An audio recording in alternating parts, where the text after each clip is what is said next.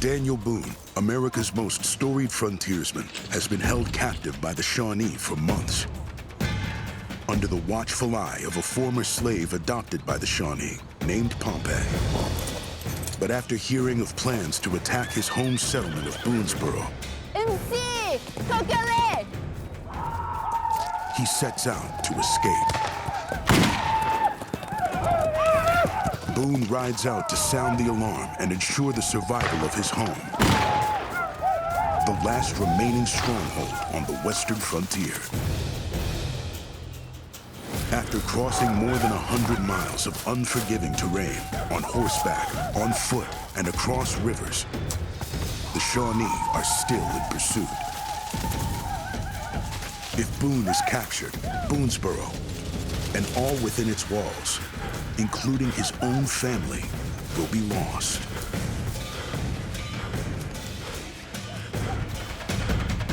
Cornered and faced with a choice between almost certain death or a return to captivity, Boone takes a desperate last chance.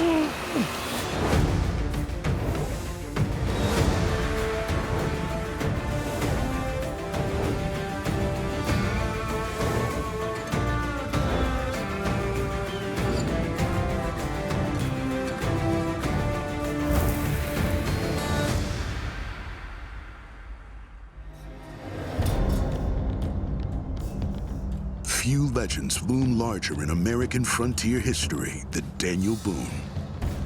When you're talking about Daniel Boone, he was a legend, a literal legend in his own time.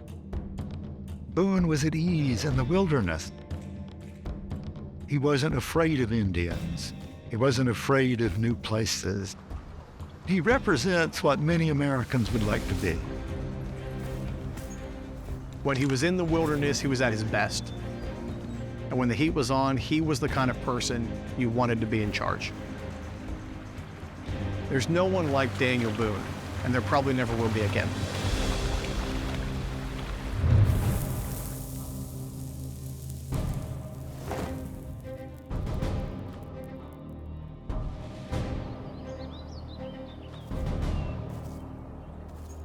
(1777) is a critical time in Kentucky. The first settlements west of the Appalachians, anchored by Boonesboro and Harrodsburg, are at war with the Shawnee. The Indians, of course, resented these people moving into their hunting land, so it was natural to attack the settlement in Kentucky. Well, of course, Daniel Boone was right in the middle of that. The assault on their frontier homes is led by the relentless Chief Blackfish. Blackfish was a leading Shawnee chief who led an offensive against European settlements, reaching a boiling point in what's called the Year of Bloody Sevens. Blackfish understood that if you could take out Boonesboro, if you could take out Harrodsburg, all of Kentucky would be yours.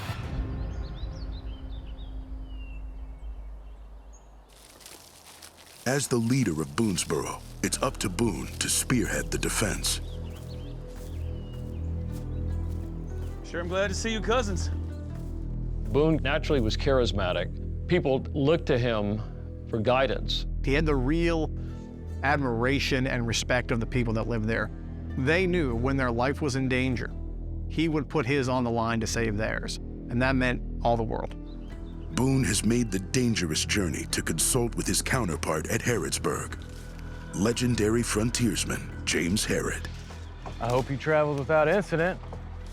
Yes, completely. Couldn't have asked for a finer day, and this invitation came as a most welcome surprise. I'm glad you came. We're all in this scrap together now. Like Boone, James Harrod is the leader of one of Kentucky's most important settlements. And the two men have a friendly rivalry going back years. Well, Boone had known James Harrod.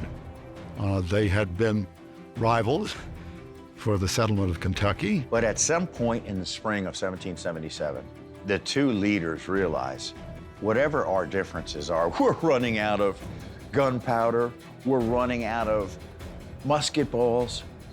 Let's put our heads together. The frontiersmen know that if their settlements fall, it will open a second violent front in the Revolutionary War. They request aid from the colonies, precious gunpowder that will give them a fighting chance. The government of Virginia has seen fit to give us more than 500 pounds. Well, that's more than I hoped for. Looks like they finally come to understanding we're the last thing standing between them and the Shawnee. Yep, it should hold us a while. For a year, at least. Well, this is what a fighting chance looks like, boys.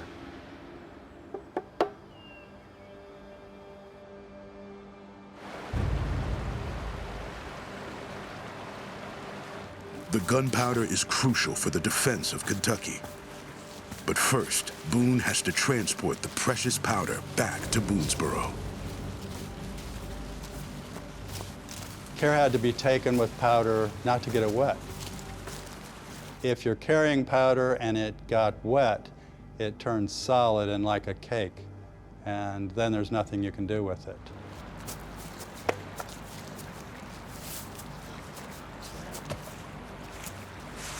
Where'd the raft go? The raft's gone. There. The theft of their raft is an ominous sign, but they have to cross the river, even if it means they're walking into an ambush. We're gonna have to ford across. All right? Pick up your barrels high and be careful. Go slow. All right? I'll lead. Follow me. Exposed and vulnerable to attack, they also can't afford to lose a single pound of their precious commodity. There's an expression that's still used today called, keep your powder dry. If your gunpowder got wet, you're pretty much dead.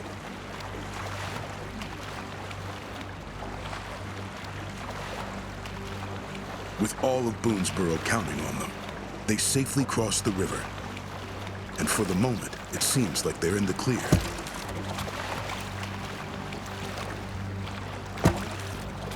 Providing for your family on the frontier was not only complicated, but dangerous. Chance encounters with native hunting parties were to be avoided at all costs. Boone makes it back to Boonesboro. But his hunter's senses tell him something is wrong.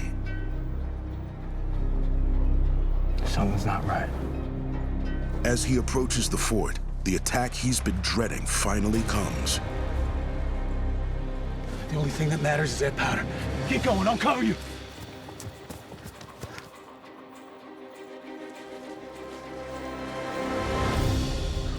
Boone knows that the gunpowder is vital to saving his home. Come on, almost there, let's go. And he is ready to defend it with his life.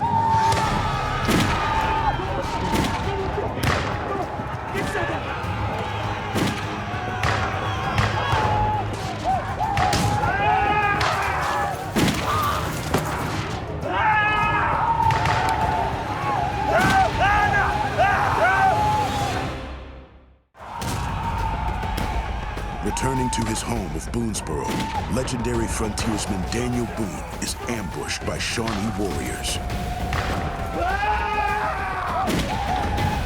A musket ball shatters Daniel Boone's ankle. The next thing he knows, there's a Shawnee about to take his scalp.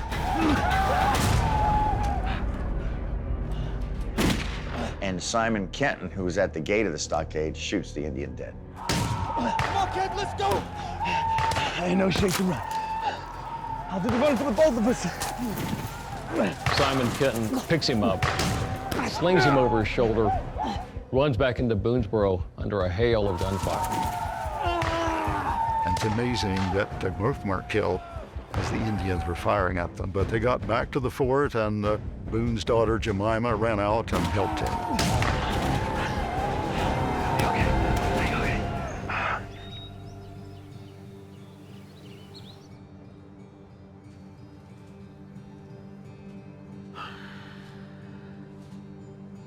Will you fetch Kenton for me? Of course.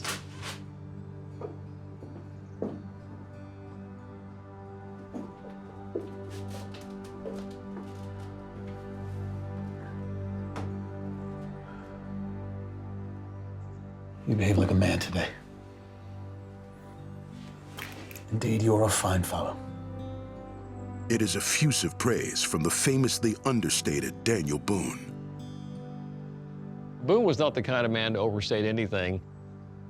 And from then on, of course, Simon Kenton and Daniel Boone were fast, great good friends. Boone and the settlers are lucky. Not a single life is lost in the attack. But with winter looming and a hostile force outside the walls, Boone knows worse days are ahead.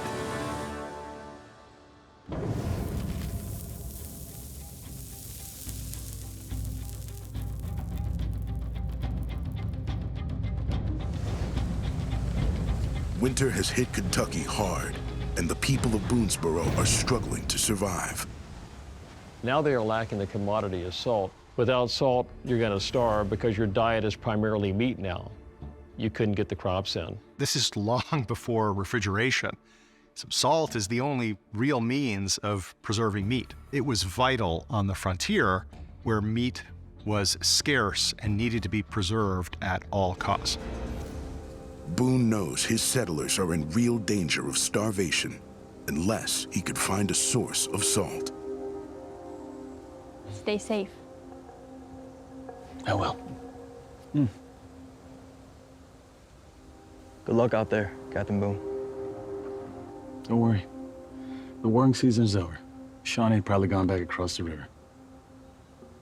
Frostbite at night might be the worst of it, okay? Still, stay safe. Okay, but it'll be easy going. Don't you worry. Let's go, Gemma.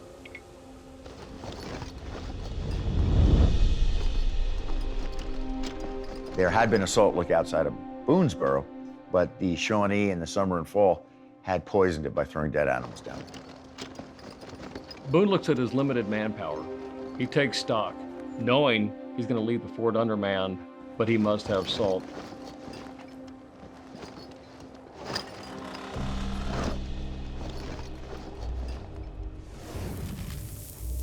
Now the nearest salt lick is nearly 60 miles away.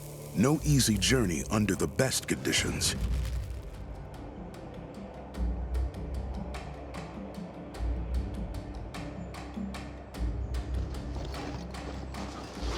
Look at that. I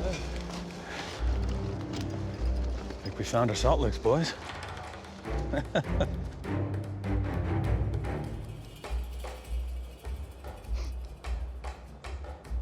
Sure does have a particular smell, doesn't it? Gathering salt is difficult, tedious work, but it's essential on the frontier. One method of acquiring salt was to use a salt boil, and you would boil brackish water until all of the liquid had evaporated, and then you would scrape the crystallized salt from the inside of the pot. You got to chop down a lot of trees. You got to bring in big clangy salt kettles, and you got to hoist them over a fire. You got to keep the men fed. It's a big footprint. You needed about 500-600 gallons of salt water to boil down to make a 50-pound bushel of salt. And they planned to be out there for a month. He's got to find food. Well, I reckon we've scared everything off from here to the Licking River. So don't you boys expect me back for a few days, yeah? All right now. The men have to eat. And so Boone goes out to hunt buffalo. The buffalo have turned skittish and gone further and further.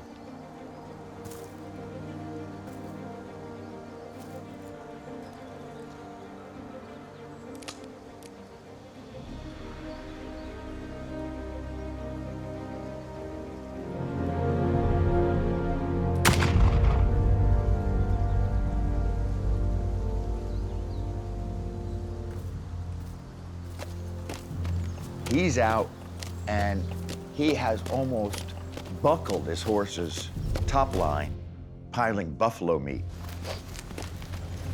Although happy not to see another soul while hunting, Boone has made a miscalculation. Boone figured that if he waited till the middle of winter, that was the time they could safely go out and boil salt. But the Shawnee have not returned home across the river. Their leader, Chief Blackfish, plans to catch the settlers off guard.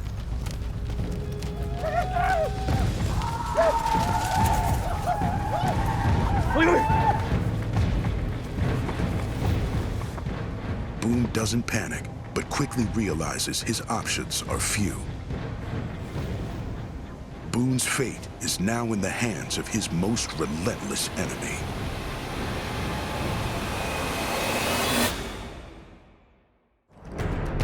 Ambushed by the Shawnee, Daniel Boone is surrounded and outgunned.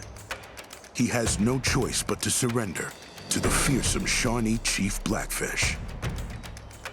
Boone is shocked to see that Blackfish has recrossed the Ohio River in the dead of winter with a party of warriors. Among Blackfish's inner circle is a man named Pompey, a former slave from Virginia. Pompey was captured by the Shawnee as a child, and he grew up to be one of their most illustrious warriors. So Pompey is doing the translating for Boone. Chief Blackfish greets you, Daniel Boone. Chief Blackfish wishes to know how many white men are working down the river. What makes Blackfish think there are any men on the river?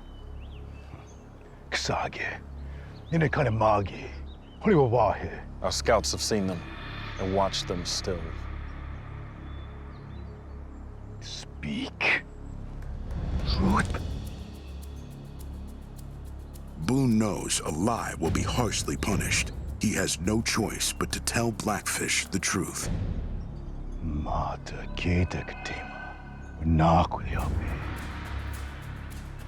They will be killed and Boonesboro razed. And Boone knows Boonesboro is not prepared for this. But he once said to one of his early biographers, when you encounter Indians, there are two ways out. One is luck, and the other is quick thinking. Well, that won't be so easy. A direct assault on the fort would be hopeless. There's still plenty of defenders there. None of Boone's story is true, but he has to hope that Blackfish believes him. And magazines bursting with gunpowder, we've got a lot of food to Most of the men at Boonesboro are gone. They're boiling salt. And so it's old people, women, and children. On the spot, Boone comes up with a plan to save the lives of his men, while also protecting the settlement and his family. Why don't you take the men, gathering salt, take them prisoner, okay? And then we'll return to Boonesboro in the spring. And then when the weather gets good, we're back to the fort. We'll negotiate a full surrender of the fort. All right?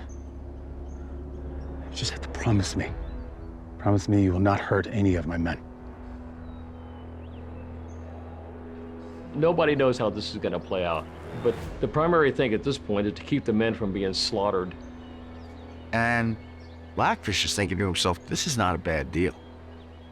I get to walk into my village with captives, and then, in a few months, I get to go back and take care of Boonesboro. So he agrees to it. Boone has bought himself and his family precious time, but convincing Blackfish is only half the battle.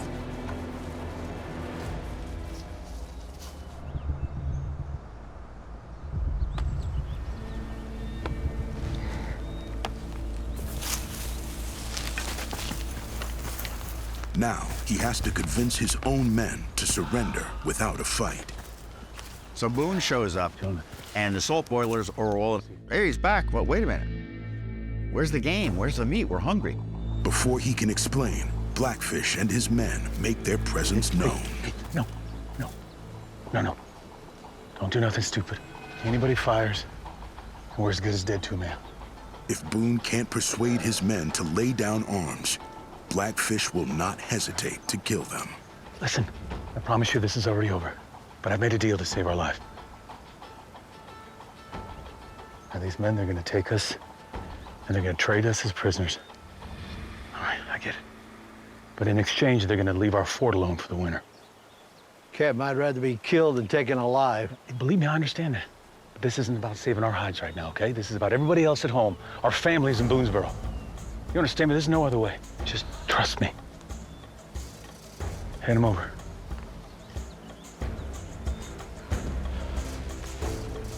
Boone is able to convince his men to surrender. So on Boone's word, on Boone's trust, they surrender to the Shawnee.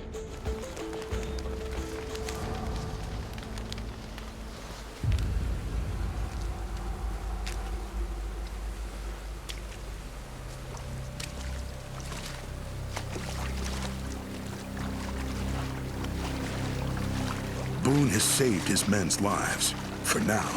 But the Shawnee have more in mind than simply taking prisoners.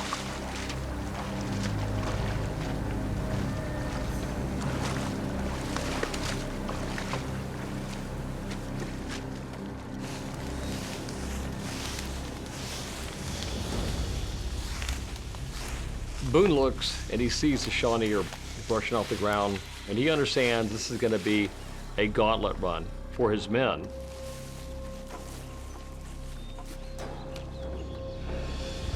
All white captives always had to run the gauntlet, which is where Indians line up on either side of a path. And you have to run down through the middle of it, and they'll whip you, they'll hit you with war clubs. You gave me your word. You said that none of these men would be harmed. Mata Wilawe. Gila, you. Gauntlet is not for your men. It's for you. Despite the deal he made with Blackfish, Boone knows that the future of Boonesboro now rests on how well he runs the gauntlet. If he survives at all. If you can make it through the gauntlet, you might be worth showing some mercy, or it could be just the opposite. We're gonna kill you anyway.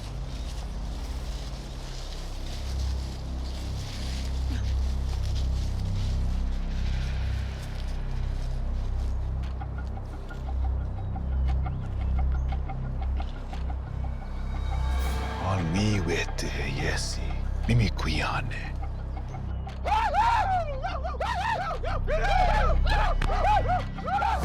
Boone is knocked down, he gets back up. He's hit from behind, he gets back up. He's fighting back, like, with only his fists against clubs.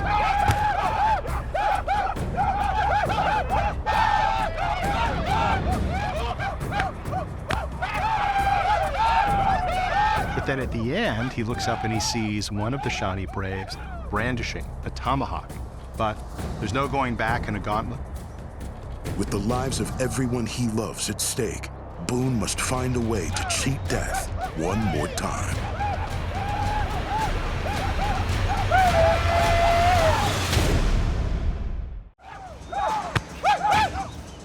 A captive Daniel Boone is forced to run a deadly gauntlet. With the end just a few feet away, he faces a final, formidable obstacle. There's no escaping left or right, so Boone does the only thing that he can. He goes forward as fast as he can and bowls over the Shawnee brave. Boone's victory is a precarious moment. His life now depends on Chief Blackfish's reaction.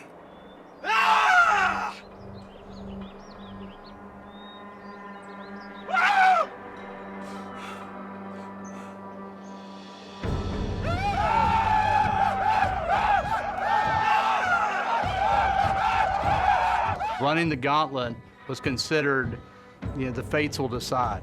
If you can run the gauntlet, then you can be one of us. Blackfish is pleased. Boone is a great warrior.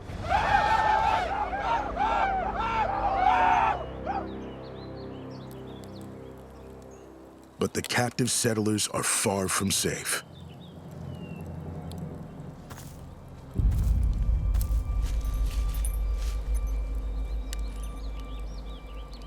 Blackfish fears that many want to slaughter you and your men and take Boonesboro with its full larders now. Let me speak to them. Boone has shown himself to be a worthy fighter, earning the Shawnees' respect. Unlike many white settlers, Boone had a respect for the Indians and even their leaders, and respected their ways. Now he must make his case for the lives of his men. These are strong, capable men. They will soon prove their worth. Let them live. Let us all live. And we'll bring you good fortune.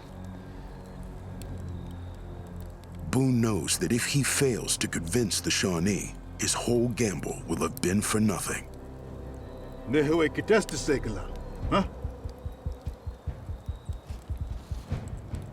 Shawnee vote, will the men live or die? A single vote could decide their fate.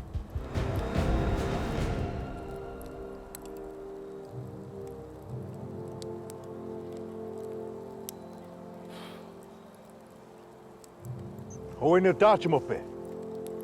Nege, takosiage, wikipo kenapia. Tomachega. Hene, tapwatue. The vote is quite close, but the men of Boonesboro will survive. Boone prevails, buying his men a few more days to live and keeping Boonesboro safe for now. Soon, Boone and his men are carried farther from home, deep into Shawnee territory.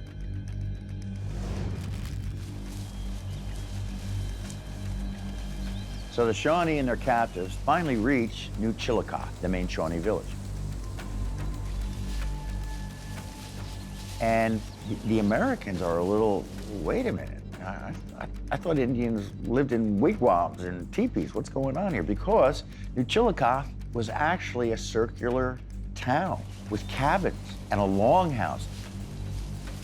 Chillicothe is the capital of not only the Shawnee, but many regional tribes who have been forced to unite against the rising tide of European settlers.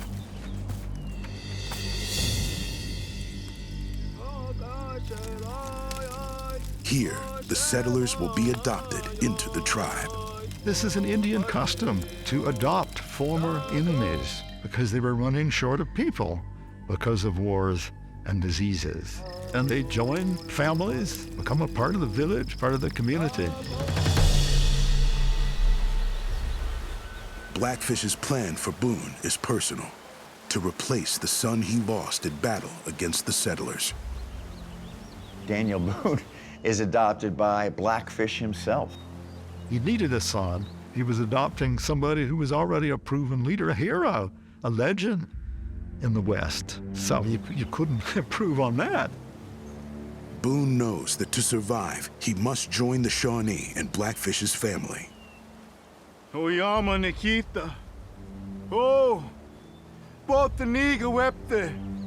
Mata le quater petegi. Wepiua. Honwewi. Ntegi tenochtegi. Pia qua. Honenito male. Tage senoch piaque. Hene imski kagale. Pia pewe. Kima mene wape. Wina pawe. Ma tao. Talana yagwe.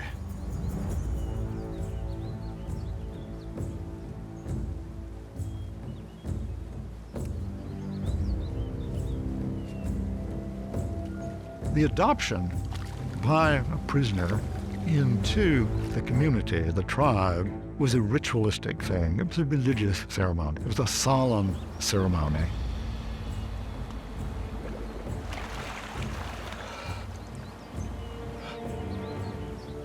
Pialo, mskikakale.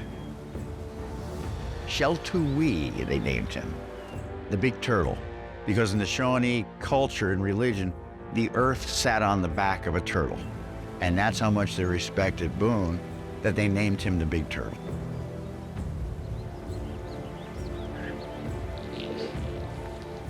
My son.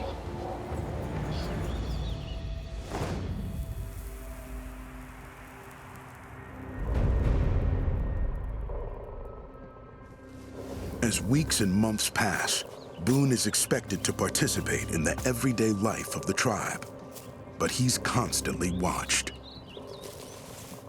Boone learned to live with the Shawnee to dress like them, to hunt with them, and to be a part of their culture, and Boone knew he needed to do that in order to survive.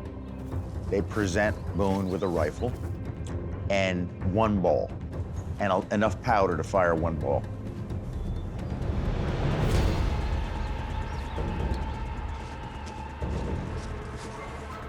And every time he goes out, he brings back game.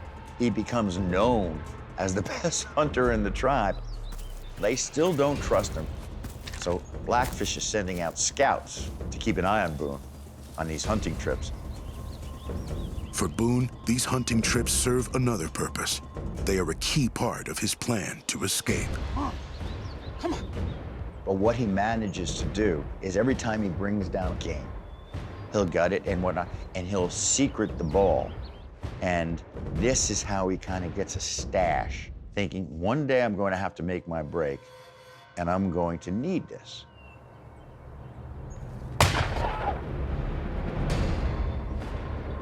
But if he's caught, he risks losing any chance of escape.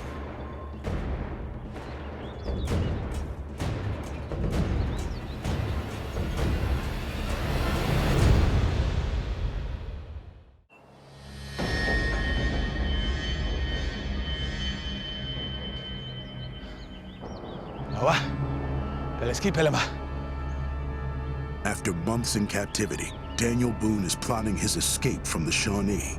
If he's caught, he'll be severely punished or killed.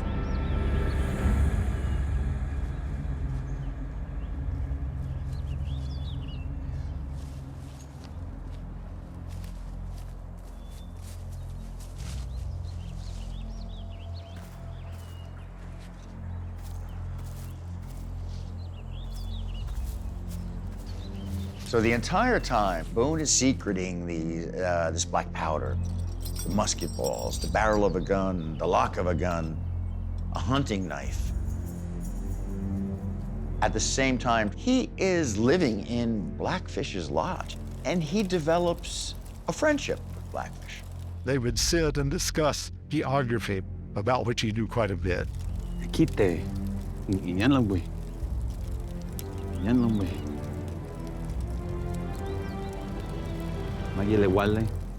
Show me.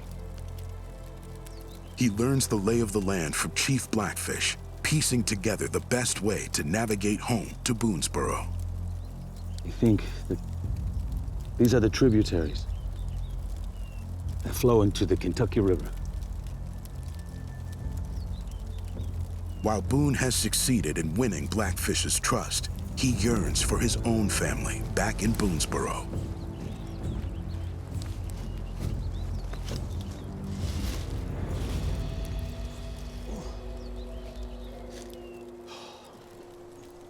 Oh.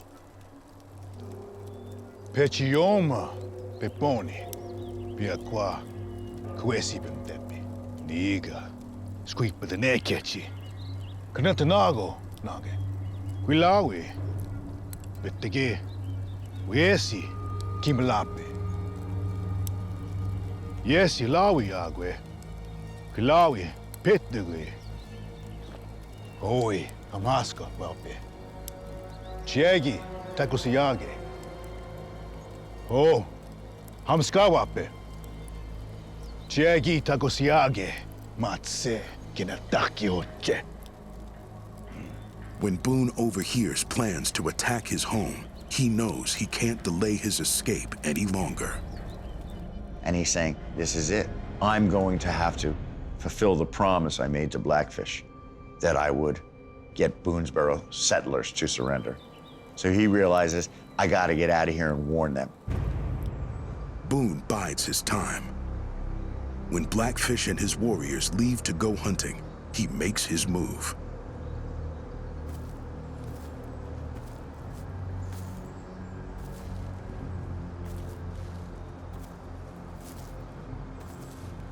Boone is conflicted here. Of course, he would love Shawnee life, but he understands that his family, kith and kin, everything that is sacred is south of the Ohio. Boone wasn't able to prepare everything he needs. But Blackfish's threat to Boonesboro has forced his hand. It's now or never. MC! Coquelet! Opposite! Nogare! He takes off. He rides, and the warriors chasing him. Boone is beyond the point of no return. All he can do now is run. With the Shawnee not far behind, Boone must cover as much distance as he can. Boone's escape from Chillicothe is the ultimate survival test. He's on horseback for about the first 70 to 80 miles. Boone releases his horse on the banks of the Ohio River, hoping the current will put some distance between him and his pursuers.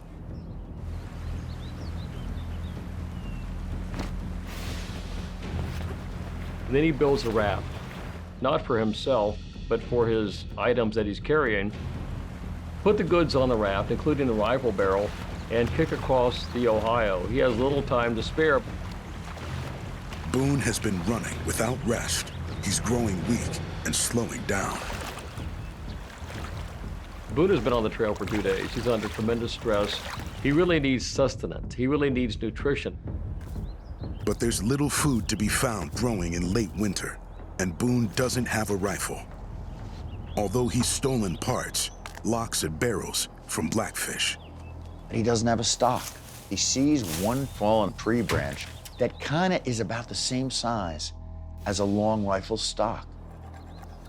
Back in the old days, you would have had to be fairly good at woodworking, maybe make the barrel for your weapon. Daniel Boone was apparently very good at knowing how to do the things necessary to make his own rifle. And he fits it together with the barrel and the lock that he already has. Boone's makeshift rifle isn't guaranteed to work. A single shot could destroy it. Boone, at one point, sees a buffalo calf and brings it down with one shot.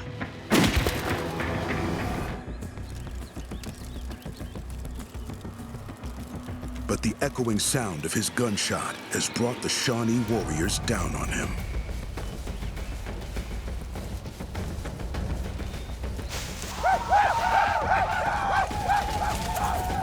If he caught, he would be killed. But he is absolutely determined to get there before the Indians get there.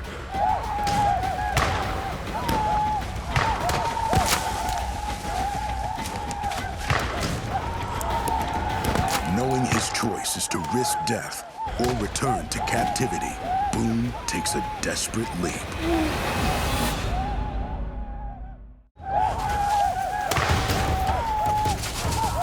With Shawnee warriors in pursuit and no place to run, Daniel Boone takes a literal leap of faith.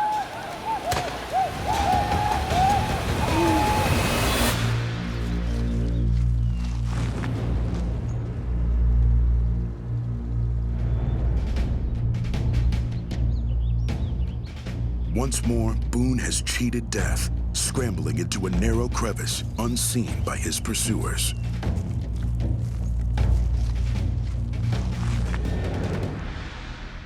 Boone manages to avoid capture and continues on his journey back to Boonesboro.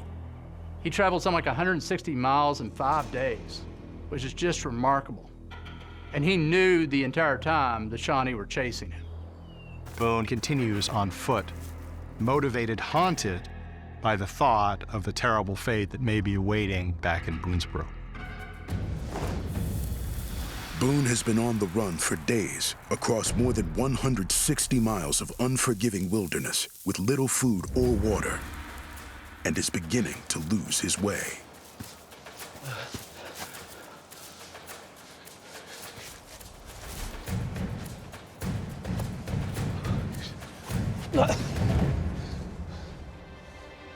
To go out into the wilderness and to make claims on new tracts of land, the way this would work is you would carve your initials into a tree. And that was actually one of the things that Daniel Boone did to legally own the land. I'll be Seeing the mark he made so long ago, Boone knows he's getting close to home. And with renewed strength, he refuses to give up. After traveling for 160 miles, Boone reached Boonesboro. And when he showed up at the fort, some thought they were seeing a ghost, and others thought they were seeing a Shawnee.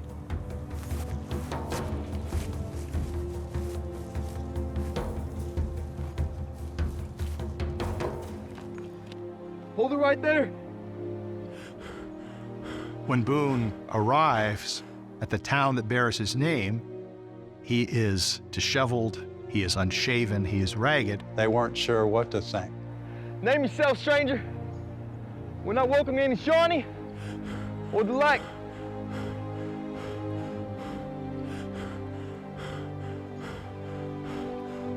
And then Jemima goes, "It's Daddy." Daddy? It's him. He's back. It's him. It's okay, Dad. Come on. You're safe. You're safe. She just had a feeling her father would one day return. And he's able to prove his identity to his friends and family and warn them of the imminent attack. With Boone's timely warning, the Shawnee have lost the advantage of surprise. Ultimately, Boonesboro was saved through the leadership of Daniel Boone. Saving Boonesboro meant that Kentucky would be saved.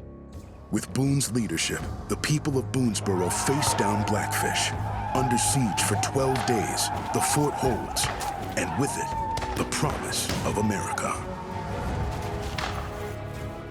Most of the other adopted settlers from the Salt Licks will also eventually escape and return safely to Boonesboro.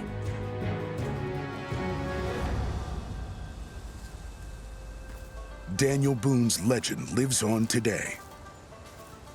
His exploits and adventures, his courage and restless spirit, his kindness and his determination define him.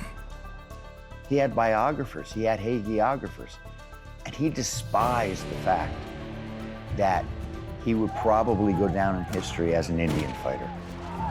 He was a leader, and he's considered instrumental in the opening of Kentucky and, in fact, the further west. He became a folk hero. As a direct descendant of Daniel Boone, I'm constantly amazed and impressed by the legacy he left. He was a man who had a vision of what this nation could be. In his lifetime, he inadvertently created what we now know as the United States.